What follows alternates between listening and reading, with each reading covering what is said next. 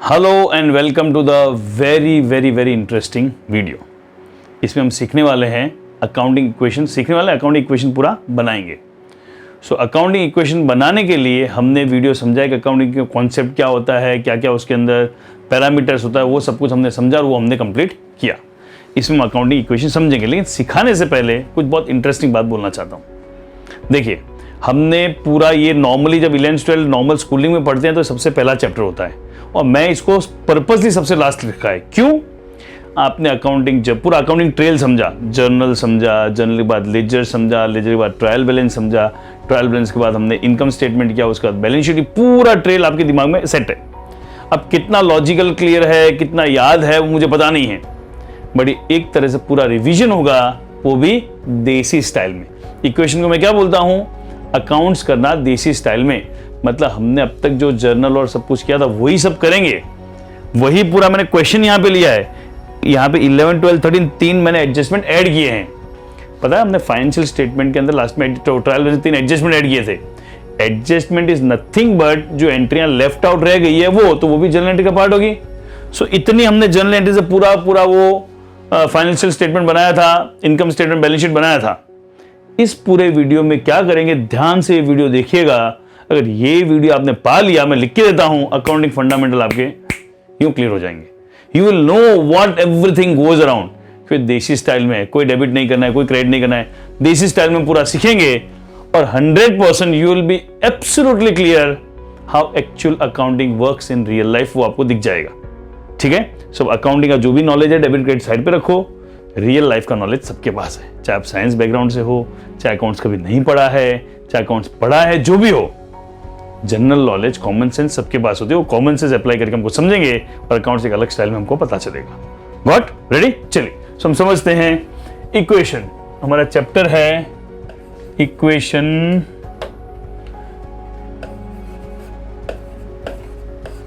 Equation हमारा chapter है या टॉपिक है। इसमें करेंगे क्या हम? सो हमने समझा था it is C, that is capital मतलब मेरा खुद का अकाउंट। सो लॉजिकल सोचो, भले वो मैंने वीडियो में समझाया था, लॉजिकल सोचो मेरे अकाउंट में कहां कहां इफेक्ट आएगा, तो कैपिटल अकाउंट में इफेक्ट देंगे। कैपिटल के बाद आता है लायबिलिटी,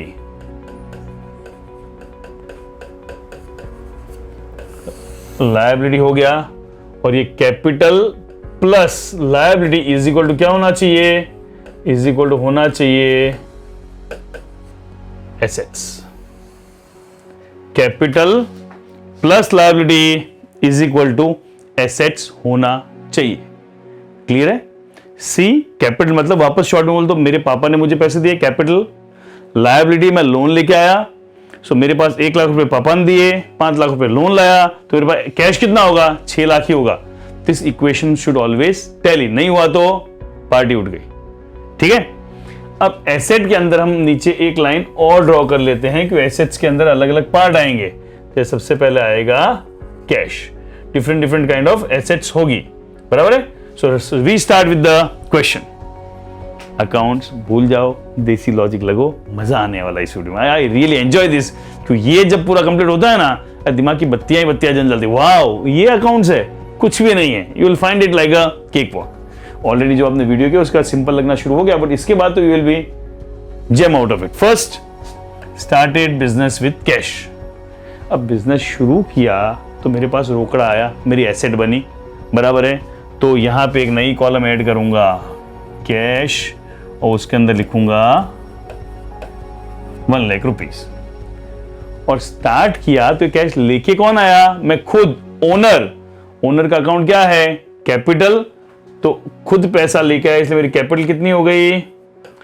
1 लाख रुपए की, और मेरी जेब में है कितने रुपए? 1 लाख रुपए। ये टैली है। हर बार हम टैली नहीं करेंगे, बट मन में उसको टैली करके चेक कर लेना, because this should always tally. Simple है, मैंने कोई ज्यादा लॉजिक नहीं लगाया है। ठीक है? सेकेंड है open bank account by depositing 6,000। Do help with debit credit. 60,000 रुपए डिपोजिट करके बैंक अकाउंट मैंने ओपन किया, तो क्या होगा?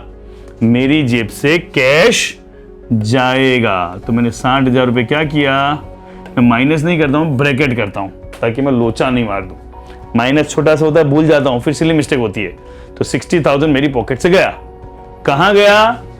सो एक नई कॉलम आई, मेरी नई एसेट बनी।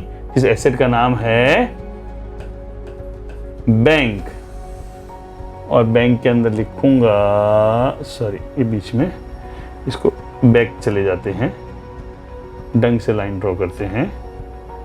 सो बैंक हो जाएगा 60,000। Very pretty straightforward thing, done है। चलो आगे, third part, purchase furniture worth rupees 40,000, payment made by cheque. मैंने 60,000 रुपए का फर्नीचर खरीदा और पेमेंट मैंने चेक से किया। अगेन फॉरगेट अबाउट अकाउंट्स, देसी लाइफ, रियल लाइफ में क्या करोगे?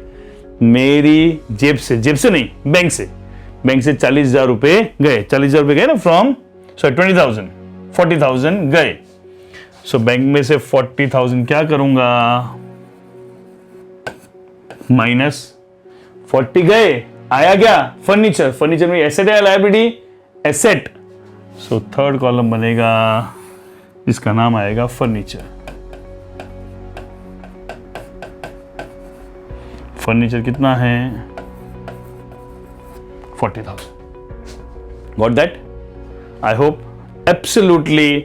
अगर शायद पहले दिन भी ये सिखा तो आपको समझ में आता, बट लास्ट में सिखाने पर्पज है जो लास्ट में वो पता जाएगा, मजा आ जाएगा। ठीक है?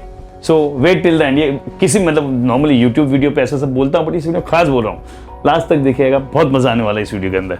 Next, purchase machine worth rupees 20,000 from ABC stores.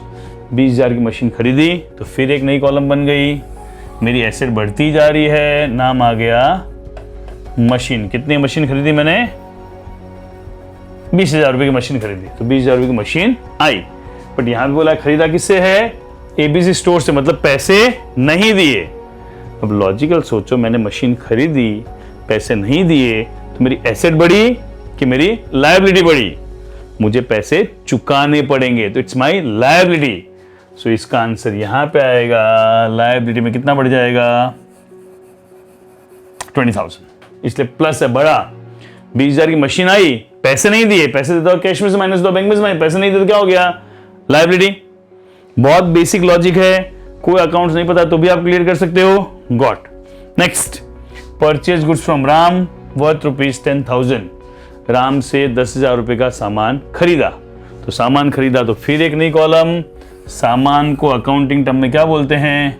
Goods. So goods खरीदा, कितना खरीदा? 10,000। मैंने गुड्स खरीदा 10,000। Purchase good worth rupees 10,000 Ram.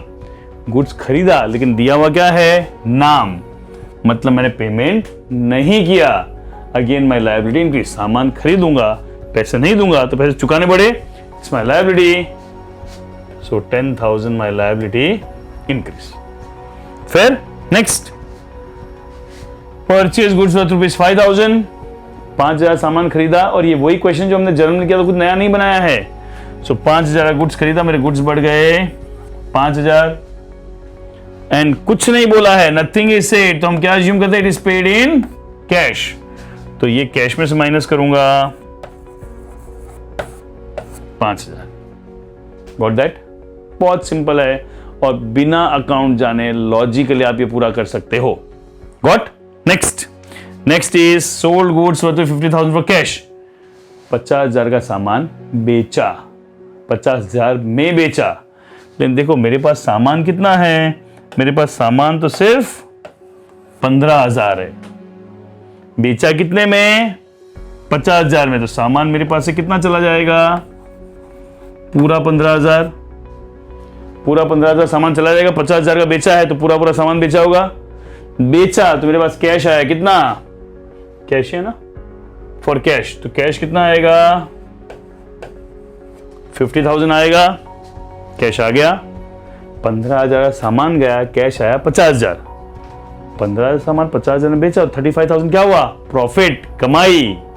सामान बेचना कमाई नहीं होती है। 15 का सामान 50 से बेचा तो 35,000 is my profit.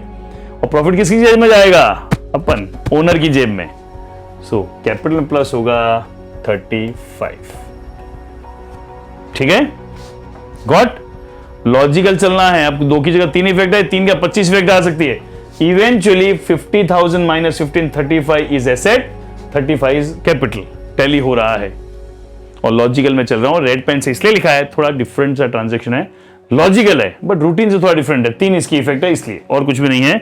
Again I am coming to my black mode. Next, sold goods 20,000 to mister Shyam. 20,000 का सामान बेचा, किसको? श्याम को। तो 20,000 का मेरा सामान गया, लेकिन सामान तो मेरे पास है ही नहीं, तो सामान में जाएगा क्या? कुछ भी नहीं। तो मैं क्या मानूंगा? एक नया कॉलम बनेगा पहले तो, कि श्याम को बेचा, पैसे नहीं दिए, तो यहां आएगा श्याम, और श्याम से मुझे 20,000 रुपए लेने हैं। सामान बेचा, पैसे लेने हैं, क्या हो गया? एसेट। फिर 20,000 रुपए मुझे श्याम से लेने हैं, ये क्लियर हो गया।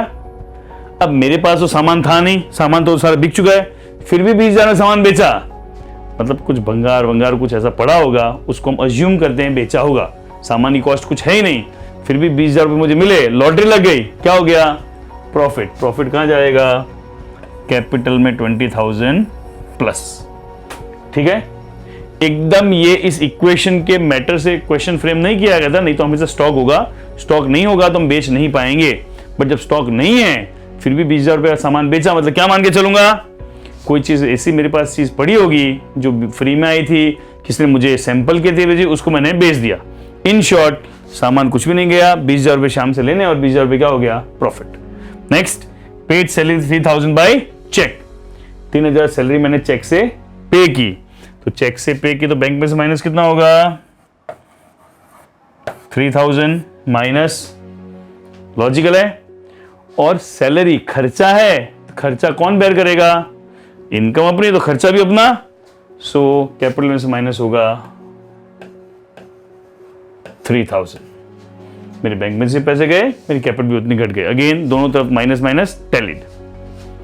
पेड इलेक्ट्रिसिटी बिल 4,000, कुछ नहीं बोला तो मानेंगे it is paid in cash, same logic, but इस बार कैश में पे किया, 4,000 गया और कैपिटल में आ जाएगा 4,000 माइनस। ठीक है, अब जब नॉर्मल अकाउंटिंग करते हैं ना, तब एडजस्टमेंट का इतना बड़ा हुआ होता है, कौन जाने क्या एडजस्टमेंट है। Adjustment is nothing but entries which are left over, और entries which are bound to be done at the end of the year. So 3 हमारे ऐसे एडजस्टमेंट है, वो भी मैंने यहां पिक कर लिए हैं। स्टॉक वर्थ रुपीज 50,000, तो 50,000 का मेरे पास स्टॉक है, कहां से आया? स्टॉक तो मेरे पास था ही नहीं, लेकिन स्टॉक आया तो मेरा स्टॉक बढ़ गया 50,000, लेकिन ना मैंने किसी खरीदा है ना कुछ और किया है, फिर भी स्टॉक आया, मतलब मुझे कहीं से फ्री में मिला है स्टॉक, तो मेरा क्या हो गया? Profit. 50,000 is profit. Basic logic से चलोगे, you will absolutely get this clear. थोड़ा सा अपने को जगह चाहिए, इसलिए इसको अपने ऊपर कर देते हैं ताकि अपने को जगह मिल जाए। डन, फिर वापस नीचे भी लाएंगे। यस, चलिए again I am coming to the point. Next, depreciation furniture 10%, machinery 10%। तो फर्नीचर कितना था मेरे पास? मैं भूल नहीं जाऊं, लोचा नहीं बांधूं, इसलिए थोड़ा नीचे ले आते हैं। फर्नीचर है 4,000, तो फर्नीचर में से डेप्रिसिएशन कितना जाएगा? 10%, 4,000। मशीन में से कितना जाएगा? 2,000। फर्नीचर की वैल्यू डाउन हुई, मशीन की वैल्यू डाउन हुई, 4,000 प्लस 2,000 टोटल कितना हुआ? 6,000। फायदा हुआ कि नुकसान? नुकसान। तो नुकसान होगा तो कैपिटल में से माइनस। फेयर है, एकदम बेसिक लॉजिक चल रहा, कोई मैंने अकाउंट का कोई ज्ञान ही नहीं दिया इसके अंदर। Okay, next, bed date 500। Bed date मतलब मुझे शाम से पैसे लेने थे, शाम से 500 रुपए कम मिलेंगे, तो शाम में से माइनस कर दिया, और किसी से पैसे लेने थे और कम मिलने वाले हैं, तो फायदा हुआ कि नुकसान? नुकसान हुआ तो कैपिटल में से माइनस। तो here my sum gets over. अब बहुत सारे जने बोलेंगे, कह रहे सर पहले से बोल रहे थे वीडियो लास्ट तक देखना, लास्ट तक देखना, बहुत मजा आएगा, बहुत मजा आएगा। हाँ मजा तो आया, लेकिन जो मजे का हाइप था वैसा मजा नहीं आया। मजे की जो हाइप थी वैसा नहीं आया ना, अब मजा आएगा। सो पहले हम टोटल कर लेते हैं कहाँ क्या हो रहा है। ठीक है, तो दिस 1 लाख, 135, 155, 2 लाख 5, 2,05,000 में से 5 चला जाए 2,01,99, 199 में 7 जाएगा 192, 191,500 हो गया, 191,500 गॉट। देन 20 + 10 लायबिलिटी कितनी है 30, और दोनों मिलके थोड़ा सा इसको ऊपर कर दूं, दोनों मिलके मेरा टोटल हो रहा है 2,21,500 हो गया। Done. Then I come to the asset part. Asset side पे जब वापस आया उसको नीचे लेके आया, कैश 1,40,000 रह गया, 35 रह गया, 85 हो गया, 4 गया, क्या आ गया 81,000। 60 में से 40 गया 20, 20 में से 3 गया, कितना बचा 17। ठीक है, 40 में से 4 गया 36, 20 में से 2 गया 18, ये 15 15 0, कितना बच गया 50, और 20 में से 5 गया 19,500। और इन सब का भी जब मैं टोटल करूंगा इट विल कम टू 221,500। अब मजेदार बात समझो, ये जो यहां से लेके यहां तक किया ये क्या है, हमने जर्नल नहीं किया, लेजर नहीं किया, फिर भी हम बैलेंस शीट तक पहुंच गए। और अब मैं आपको मजे वाली बात बताता हूं जो समझना है, which will open lot of doors for you. Accounts का फंडा क्लियर हो जाएगा। ये क्या है, कैपिटल का लेजर।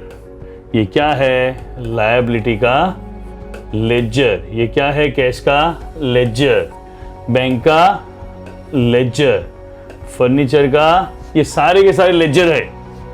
जर्नल हमने लिख दिया, लेजर बन चुके हैं। लेजर का जो बैलेंस है वो कहां लेके गए, फाइनेंशियल स्टेटमेंट में। और फाइनेंशियल स्टेटमेंट वीडियो देखिए, थोड़ी मेहनत आप भी कर लो, डिट्टो टू डिट्टो ऐसा का ऐसा टैली होगा। बैलेंस शीट अगर चेक करोगे you will find same to same things. In short, journal हमने स्किप किया, हमने हमारे दिमाग से एंट्रियां कर दी। देखो एक चीज समझो, कोई भी चीज बनता है तो बेसिकली हिसाब तो होता, अकाउंट्स नहीं था उसके पहले भी हिसाब होता था, दिस हाउ इट गोस। सो हमने क्या किया, लेकिन ये अब बोलो सर ये क्यों नहीं सिखाया सबसे पहले, ऐसे अकाउंट क्यों नहीं लिखते हैं। अरे बाबा ये तो सम है, 10 एंट्रियां हैं तो छोटा सा हो गया। आप समझो बिजनेस जिसमें रोज सैकड़ों ट्रांजैक्शन होते हैं, रोज हजारों ट्रांजैक्शन, पागल हो जाओगे इस तरह से मेंटेन करने में। इसलिए सिस्टम लाया गया। बट ये सिखाया क्यों आपको लॉजिक क्लियर हो, आपको फंडा क्लियर हो कि पूरा अकाउंट्स काम कैसे करता है, आपके देसी सिस्टम से पता चले हाउ अकाउंट्स वर्क्स। जो आया गया उसको लिखते जाओ, अपने आप सब कुछ टैली होगा। I hope this is open lot of things for you. And second thing, आपका अकाउंट्स का जो फंडा है वो नेक्स्ट लेवल पे क्लियर होगा। Thank you for watching this video.